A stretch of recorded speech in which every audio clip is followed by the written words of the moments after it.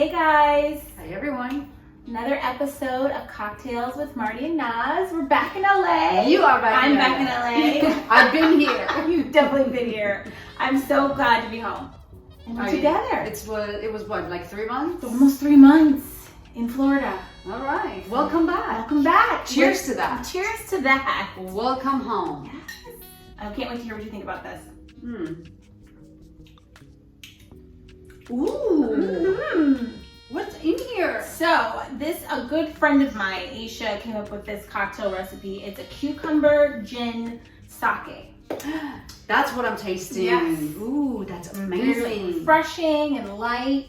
That's it? That's it. So it's basically HENDRICK'S gin, cucumber sake, lime juice, and simple ginger syrup. So it's okay to mix gin and sake? It is. All right. I guess so. We're doing it tonight. We're doing it, and if you're still here by tomorrow, we'll let you know it's safe. Exactly. Exactly. Okay, so last time we talked to you all, we were running through our favorite movies and TV shows. All we do is watch television in this pandemic, but you blew my mind last week with this documentary that you told me to watch. Oh, yeah. So we have to talk to you guys about it because I still am not processing that it's real. So spill it. Yeah, so by accident, as you said, we've been home watching, all the movies and shows, and I've been just was going through channels to see what else I can watch. I ran out of everything, and there was this documentary on Hulu, and it was named I Was a Child Bride, Untold Stories. Wild. So these things happen. I'm aware of child marriages, just because I come from, Middle East, and not as much these days, but it used to be very common back in the day. Sure. Still happens maybe in villages, very remote villages of third world countries, you might see this in a village in Afghanistan or in India, but what blew my mind was that this documentary was made here in the United States. Right here. Right here in the United States, which I didn't even think anybody knows what not that not anybody knows, but I didn't think it's something that happens here so often. So often. And it's not talked about much. I know. And this documentary follows 4 women who were forced to, marry their abuser at a very young age. I mean, 11. Someone was 11 and pregnant at 11. Pregnant at 10. Pregnant at 10. She started getting abused at age 8, and it continued. And as you saw, she her had mother maybe didn't 9 her. children with her rapist, with her abuser. Another was 13 when she got married. Someone else was forced to marry her foster brother. Yep. I mean, but what's really crazy, and we were just talking about it before, we sat down, was that you could get married at 13 if your parents allowed you to, but you couldn't get divorced until you're 18. Well, here's the crazy part. In the United States, there are only 4 states that child marriage is illegal. And out of those 4 states, 2 of them have strict laws with no exception, meaning even if your parents say whatever it is, you cannot get married till you're 18. Okay. So these 4 states was New Jersey, Delaware, Pennsylvania, and Did you say California? No, California's not one of them. I'll tell you right now. Sorry, I have drinks. But yeah, there are only 4 states, and they are, I'll get to it. I'll let you guys know. I know New Jersey and, Delaware and New Jersey are the only one that it's banned, hard no exception whatsoever. And Pennsylvania and, it's not Florida. I'm sorry, I'm just Kentucky? Wasn't that one of the ones we were No, looking it's at? Pennsylvania, and I have the notes. I gotta Okay. find it. But anyhow, it's only 4 states that's illegal, that you cannot do that. In California, in Los Angeles, where we live, and guess what? What? If you are 2 years old, if you're 1 month No, old, shut up. if your parents, with your parents' consent, if your parents give you permission, Okay. not you because you're a baby, you don't know, but if they go to a court and say, we are the parents and we give consent, Yeah. they can marry you off. they can marry you up. Wow. Between 2000 and 2015, I'm getting goosebumps, there were 200,000 cases of child marriage in the United States. And this is something that I cannot wrap my mind around. Right. It's just hard to really even fathom that this is happening like here. Today. This is happening today, right now. In 2021. And most of these numbers that I have are as of 2019 or 2020. Okay. But 2021 just, we're just like in the second month. But the crazy thing is when people like, I think it's Sherry Johnson, the, girl who was raped at age 8 till, right. she left at, I think she was maybe in her 20s when she finally left.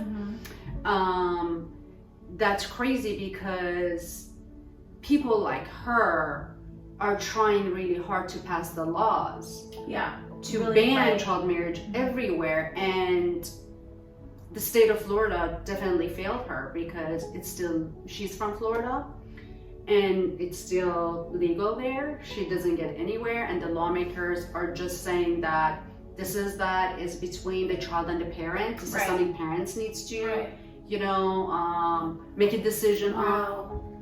And they're not interfering. They're not doing anything about it. They're not doing anything about it. So, okay, help me. It's interesting because, obviously 7,000 Miles to Freedom, your book, is not, about that. You were definitely an adult when you got married, but what was your experience in Iran? I know, just in terms of maybe your mom or younger, like is this environment similar? Does this happen in Iran, or? It definitely obviously happens everywhere. If it happens in the United States at this, time of age, it happens everywhere.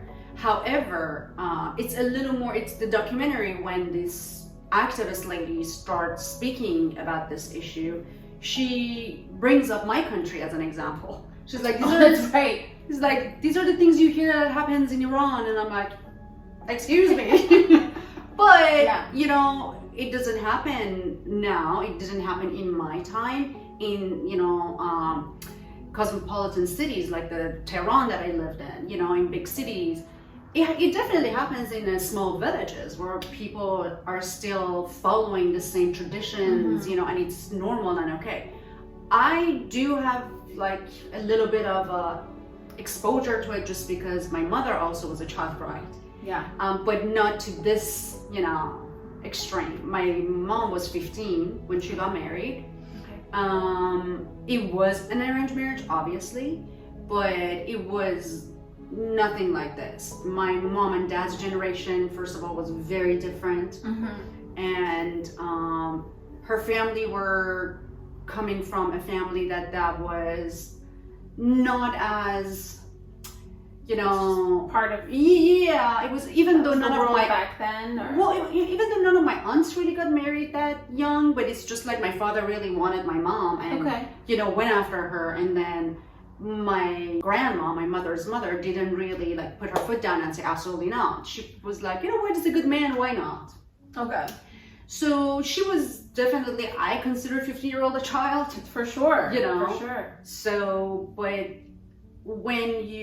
and again, that's a different situation because, obviously she wasn't raped and she wasn't, being abused before, getting married, and it wasn't the same situation as like Sherry Johnson. Her situation and most of these women's situation is very different. They're being abused and raped, and their families, unfortunately, from these 4 examples that we see in the documentary, don't believe these girls. Right.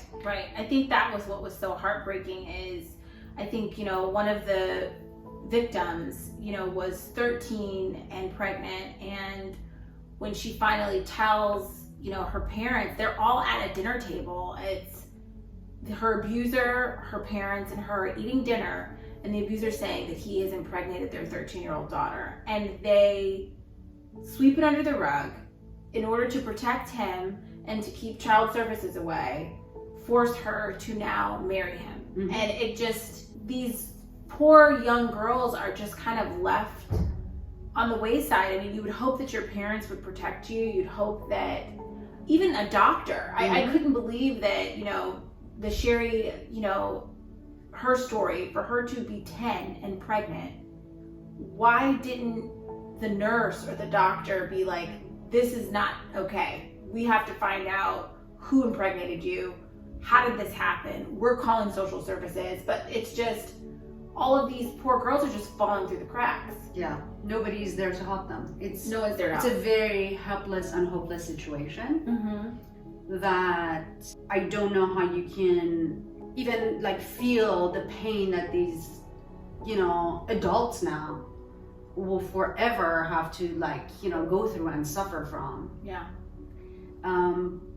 But yeah, it exists and it's happening and nobody's stepping in. Lawmakers are just like, and these states that passed the bill, it took for these women to fight for so long for them to finally be like, okay, we passed the bill, And some of them even have holes in it. And I think that's a perfect kind of segue, because I feel like you and I both, in different ways, we are always fighting and advocating, for ourselves. And so whether it's coming from, an abusive marriage or an abusive, a sexually abusive situation, or if it's advocating, for your health, like I'm always doing, with my MS, I just feel like this kind of uphill battle that we're always facing when we're trying to be heard and making sure that people are listening to our stories. And you do talk about not being believed.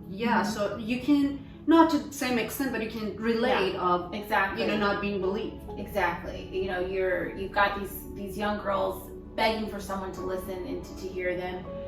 And you're, of course, we'll hear more about your story, but your fight of survival, of trying to get out of this horrible marriage that you were in, me begging doctors to believe the pain that I'm in or whatever it is that I'm going through. And it's just heartbreaking that we have to fight so hard, but we're all, we are all survivors.